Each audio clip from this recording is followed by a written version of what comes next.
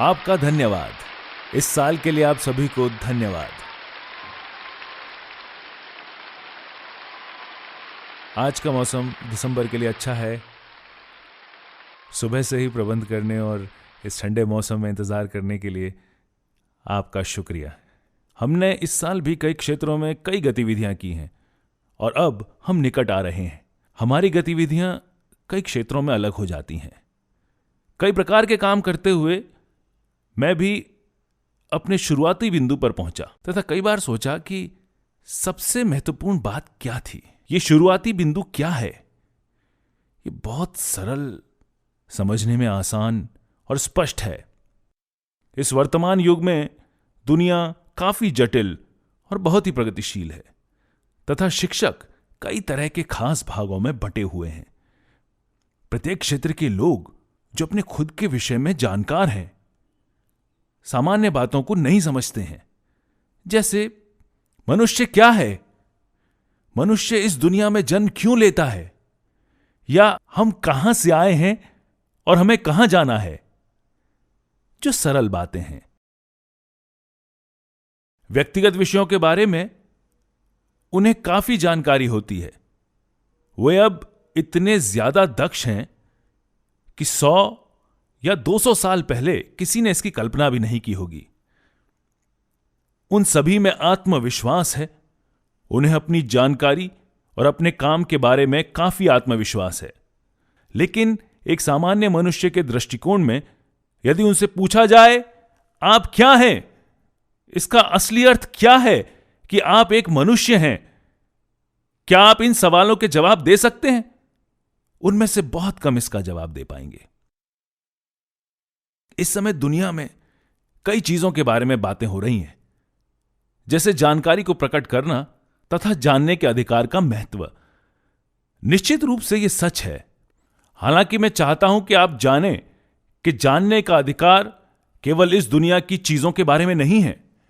जिन बातों के बारे में मनुष्य को जानना चाहिए वे असल में कौन है, अब उनका वजूद क्यों है, उन्होंने ये रूप क्यों लिया और उनके पास ये योग्यताएं, प्रतिभा या अधिकार क्यों हैं, तथा वे पैदा क्यों हुए थे और अब जीवित क्यों हैं।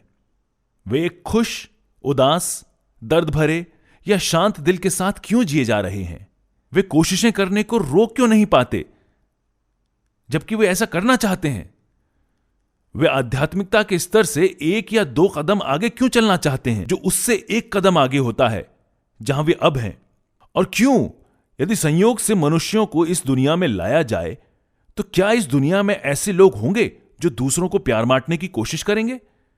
ये मुख्य सवाल हैं। या ऐसे लोग क्यों हैं जो कई लोगों से प्यार करने की कोशिश करते हैं?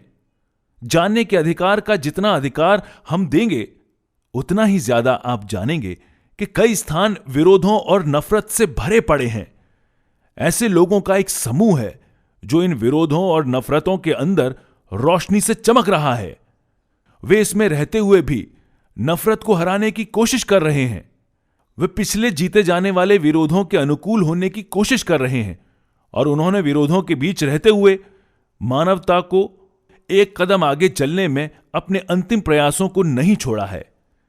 हालांकि यह काफी कम है। हम हैप्पी साइंस में साथ मिलकर वही कर रहे हैं जो किया जाना चाहिए और जो हम अपनी सामर्थ्य के अंदर कर सकते हैं। कई अरब लोगों की आबादी के मुकाबले हमारा काम अभी भी काफी कम है। इस समय 100 से ज्यादा देशों के लोग मेरा उपदेश सुन रहे हैं, लेकिन अभी भी मेरी आवाज दूर तक नहीं पहुंच पाई है। मैं रोजाना उपदेश देता हूं या दूसरे आयाम से आवाज को रिकॉर्ड करता हूं तथा उनको पुस्तकों में संकलित करता हूं जिन्हें पूरी दुनिया में प्रकाशित किया जाता है, लेकिन अभी भी मेरी आवाज सब तक नहीं पहुंच पाती है। यह काफी दुखद है। हालांकि इसके बारे में सोचने का एक अलग तरीका है। इस समय जापान में मेरा उपदेश सैटेलाइट प्रसारण के जरिए प्रसारित किया जा रहा है। इसके अलावा मीडिया में आपके सहयोग के कारण इस उपदेश का एक भाग इस साल के अंत में तथा अगले साल कुछ टीवी स्टेशनों पर भी दिखाया जाएगा।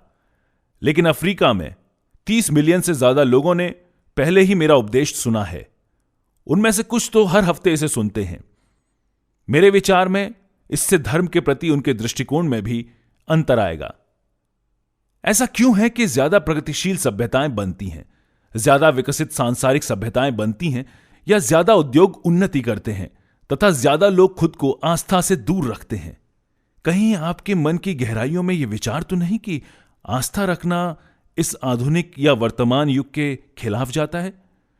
जब लोगों को पता चलता है कि भगवान या बुद्ध में आपकी आस्था है, तो कहीं आपको शर्म तो महसूस नहीं होती? अगर ऐसा है तो इसका मतलब है कि जब आपसे यह सवाल पूछा जाता है कि हम कहां से आए हैं और हम जीवित क्यों हैं, तो आप पहले ही धरती पर इस सांसारिक सभ्यता में खो चुके होते हैं। इसे कभी न भूलें। इस समय हम हैप्पी साइंस विश्वविद्यालय की स्थापना करने के लिए एक बड़ा आंदोलन शुरू कर रहे हैं। इसे 1 साल में खोलने का विचार है। इस युग में काफी विश्वविद्यालयों में कई शैक्षिक विषय पढ़ाए जा रहे हैं। इन शैक्षिक विषयों में प्राप्त होने वाली जानकारी शिक्षा में बदल रही है, जो बाद में दिमागी शक्ति या सोचने की शक्ति में बदल जाती है और फिर दुनिया को थोड़ा और विकसित करने और सुविधाजनक बनाने के लिए दुनिया में लाभदायक बनाने की शक्ति में बदल जाती है। मैं इससे इनकार नहीं करता। इस दुनिया को जीने के लिए एक बेहतर स्थान बनाना जरूरी है। ऐसे बहुत से लोग हैं जो भोजन की कमी से भूखे मर रहे हैं, जिनके पास रहने को छत नहीं है, जिनके पास पीने को पर्याप्त पानी नहीं है, जो अपने परिवार के स्वास्थ्य की रक्षा नहीं कर सकते, और कई ऐसे गरीब देश हैं जो चाहते हुए भी सड़कें या पुल नहीं बना पाते।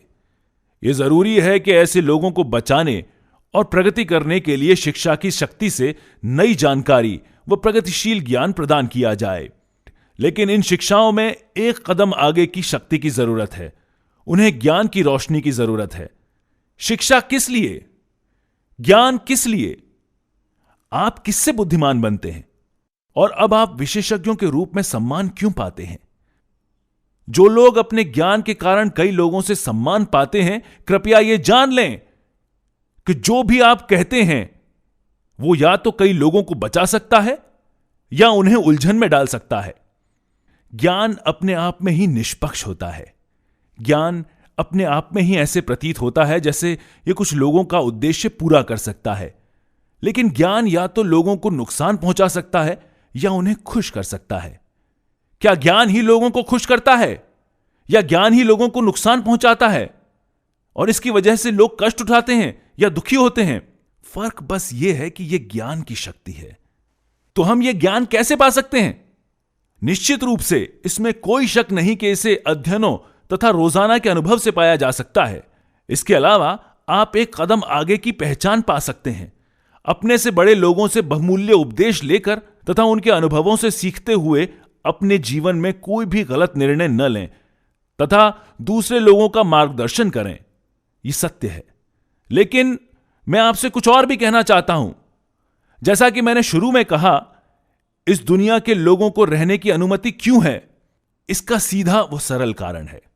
आपके लिए इस दुनिया में जन्म लेना बहुत ही आसान बात है।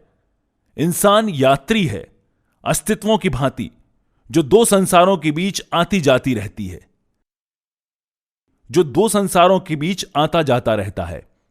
वास्तविक जगत को दूसरी दुनिया भी कहा जाता है तथा भौतिक दुनिया इस दुनिया के रूप में जानी जाती है। जब लोग इस दुनिया में रहते हैं तो वो उस दुनिया को भूल जाते हैं जहां से वे आए हैं और केवल सांसारिक विषयों में फंसकर रह जाते हैं। हालांकि धरती पर रहते हुए ऐसे भी लोग हैं जो वास्तविक जगत की ताकत को पाने और उसे साकार करने के योग्य होते हैं। ऐसी ताकत जो इस दुनिया में रहने के लिए जरूरी है, वो है नैतिकता की ताकत। ऐसे लोग इस दुनिया को भगवान या बुद्ध द्वारा बनाई गई दुनिया के रूप में देख पाएंगे। यदि लोग इस दुनिया को केवल एक लौकिक तथा पक्षपातपूर्ण दृष्टिकोण से देखते हैं तो वे लोगों के साथ उनके रंग, वेतन, सामाजिक स्थिति, शिक्षा या जन्म स्थान के कारण भेदभाव या पक्षपात करना शुरू कर देंगे। हालांकि यदि वे इस दुनिया को आत्मीय जगत के दृष्टिकोण से देख पाते तो इस भेदभाव या पक्षपात अर्थहीन का कोई अर्थ ही नहीं रह जाता। आप उन बहुत से लोगों को देखेंगे आम व्यक्ति की तुलना में जिनकी स्थितियां प्रतिकूल व काफी कठिन हैं, जो संघर्ष कर रहे हैं लेकिन फिर भी खुश रहते हैं और दूसरों को सुरक्षित रखने की कोशिश करते हैं। वे इस दुनिया की रोशनी हैं, इस दुनिया का प्यार, इस दुनिया की क्षमा। इस दुनिया में रहने की सबसे बड़ी मुश्किल के बावजूद जो फरिश्तों की विशेषताओं की कोई झलक दिखा पाते हैं, भले ही ये थोड़ी सी क्यों ना हो, इसका मतलब है कि उन्होंने ज्ञान पा लिया है। दुनिया लगभग 200 देशों में बटी हुई है। हालांकि हम सभी 21वीं सदी में रहते हैं। बहुत से लोग बिल्कुल अलग वातावरण में कई मार्गदर्शन करने वाले सिद्धांतों, शिक्षा नीतियों तथा राजनीतिक प्रणाली के तहत रह रहे हैं। जब तक मानव जाति असमान है, सभ्यता के कई प्रयोग तथा जीने के कई तरीके होंगे। हम इस सच्चाई को स्वीकार करने के अलावा और कुछ नहीं कर सकते। हालांकि इन अंतरों के बावजूद हम किसी देश में हर किसी को खुश रहने का मार्गदर्शन कैसे दे सकते हैं? उन तक पहुंचने के साधन या मापदंड अलग हो सकते हैं, लेकिन अगर लक्ष्य स्पष्ट हो तो हालांकि हम कई अलग रास्ते बना सकते हैं, हम उसी पर्वत शिखर को लक्ष्य बना सकते हैं। यह स्वीकार करते हुए कि अलग अलग साधन और मापदंड हैं, ऐसे लोग भी हैं जो अभी भी ऐसे तरीके सोचते रहते हैं जो दूसरे देशों के लोगों को दुखी करने के लिए दुख फैलाते हैं। मेरा मानना है कि यह हमारा फर्ज है कि हम ऐसे लोगों के जिद्दी मनों को बसंत रूप की धूप से गर्मी दें। मैं पूरे मन से सच्चाई को तुरंत तेजी से चारों ओर फैलाना चाहता हूं, लेकिन वास्तव में हमारा काम घोंघे की तरह धीरे धीरे आगे बढ़ना है। हम हमारे आंदोलन में सिर्फ नाम मात्र को ही आगे बढ़ रहे हैं। मैंने 1990 में इस मकुहारी मैस में उपदेश दिए। निश्चित रूप से हमारे पास तब सैटेलाइट प्रसारण नहीं था।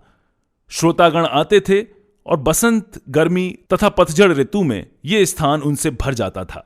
आज इस उपदेश का प्रसारण जापान तथा पूरी दुनिया के 3500 से ज्यादा स्थानों पर किया जा रहा है। पहले के समय की तुलना में शिक्षाएं बहुत दूर तक फैल गई हैं। हालांकि अभी भी हमारी ताकत उतनी मजबूत नहीं है। कृपया इसे दिल से सुने। इसके अलावा हम सब जापान में आधारित सच्चाई को फैलाने के लिए हमारा काम कर रहे हैं। चूंकि हमारी गतिविधियां जापान में आधारित हैं, ऐसे देश भी हैं जो हमसे विरोध भरा बर्ताव करते हैं। मुझे इससे आपत्ति नहीं है कि सोचने के तरीके अलग अलग हैं। मेरे विचार में यह अनमोल है कि हर एक पक्ष एक दूसरे की गलतियों को सुधारने की कोशिश करता है। मैं ये नहीं सोचता कि जापान पूरी तरह से सही दिशा में था। हालांकि बीते समय में जापानी लोग कैसे रहते थे, इसका निर्णय नतीजों के आधार पर किया जाना चाहिए, या जापानी लोग आज किस तरह से रह रहे हैं इस आधार पर। यदि आज आप लोग जी रहे हैं, यदि आज हर कोई इस उपदेश को सुन रहा है, पूरी दुनिया के लोगों की खुशी के लिए प्रार्थना कर रहे हैं, और उन देशों के लिए जो जापानी लोगों से नफरत करते हैं और 1000 सालों तक माफ नहीं करना चाहते हैं, यदि हम उन लोगों को प्यार करने और क्षमा देने के लिए ताकत का जोर लगाने के काबिल हैं, तो हमने पहले ही इस दुनिया में जीत हासिल कर ली है। मैं ये बहुत स्पष्टता से कहूंगा, इससे कोई फर्क नहीं पड़ता कि कोई देश है जो 1000 सालों से जापानी लोगों से नफरत करता है।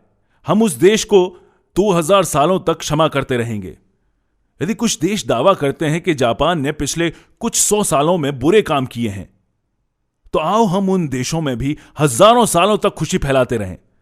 इसके अलावा इस दुनिया में नफरत धर्म में अंतरों के कारण पैदा हुई है, जैसे कि इस्लाम, यहूदी धर्म, ईसाई धर्म, बुद्ध धर्म तथा दूसरे फलसफे व धर्म। हालांकि इस नफरत को मिटाना एलकंतारे का लक्ष्य है। मेरे विचार में हर किसी ने इस उपदेश से पहले एलकंतारे के बारे में बताने वाले प्रमोशन वीडियो को देखा है। इसमें बताया गया है कि एलकंतारे का अस्तित्व है, जिसने पूरे इतिहास में दुनिया के विभिन्न धर्मों का मार्गदर्शन किया है। आज के जापानी लोगों की सामान्य सोच के दृष्टिकोण से यह सच्चाई एक संपूर्ण फैंटेसी, कल्पना, एक असंभव योजना की तरह लगती है, जो आज के सैद्धांतिक जगत में अस्वीकार हो जाएगी।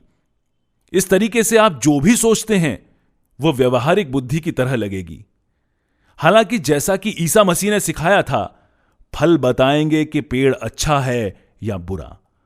जो फल आप पाते हैं, यदि वे नफरत पर विजय पा लें तथा पूरी दुनिया में प्यार के फूलों की तरह खिलें, तो असल में पेड़ इन शिक्षाओं का मूल है, जिनका अस्तित्व दुनिया को बचाने के लिए बना रहता है। इस पेड़ को एलकंतारे कहा जाता है। इससे कोई फर्क नहीं पड़ता कि आप इसे क्या कहते हैं। मैं कह रहा हूं, यह मूल है, सभी चीजों की बुनियाद। इस सोच पर आधारित सभी धर्म, विचार, सिद्धांत तथा विभिन्न शैक्षिक अध्ययन इस बुनियाद से अलग हो गए। आज ये सिद्धांत खास बन गए हैं और इतने भागों में बंट गए हैं कि अब लोग इन्हें समझ नहीं पाते। धर्म की पढ़ाई करने वाले लोग भी धर्म के सार को नहीं समझते, चाहे वे बुद्ध धर्म के अध्ययन का शोध करते हैं। ऐसे लोग भी हैं जो ये दावा करते हैं कि बुद्ध एक भौतिकवादी था या एक नास्तिक था।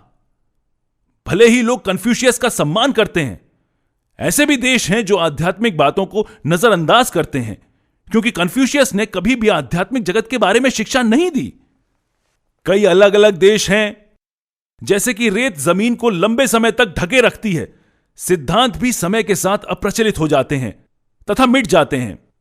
इसी कारण से समय समय पर मार्गदर्शन करने वाली रोशनी की आत्माएं धरती पर उतरती हैं तथा इस जगत के भ्रमों को दूर करती हैं।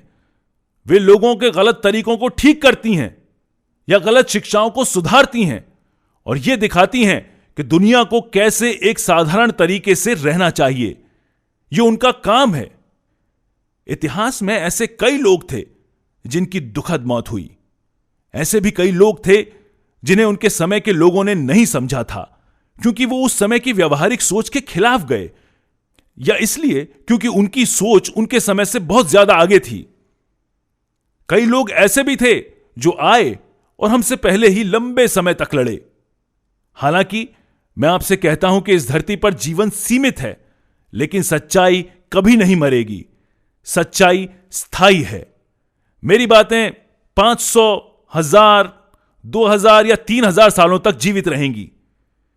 यह निश्चित रूप से मानवता के इतिहास पर लिखा जाएगा। उस समय एलकंतारे की तस्वीरें तथा वीडियो उपलब्ध होंगे।